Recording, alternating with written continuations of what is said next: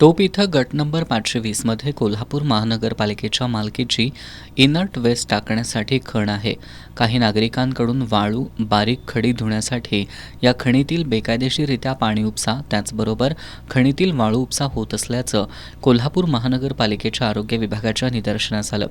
या ठिकाणी सहाय्यक आयुक्त कृष्णात पाटील यांनी मंगळवारी अचानक भेट देऊन शहानिशा केली. यामध्ये बेकायदेशीररित्या खणीतील पाणी आणि वाळू उपसा सुरू असल्याचं आढळून आलं. त्यामुळे तलाठी S.B. बाजरी यांच्या उपस्थितीत पंचनामा करून खणीतील पाणी आणि वाळू उपसा करण्यासाठी वापरण्यात आलेल्या 3 मोटरी, 500 फूट पाईप आणि इतर साहित्य जप्त करण्याची कारवाई करण्यात आली. सध्या या खणीला कंपाऊंड घालून बंदिस्त करण्याचं काम सुरू आहे.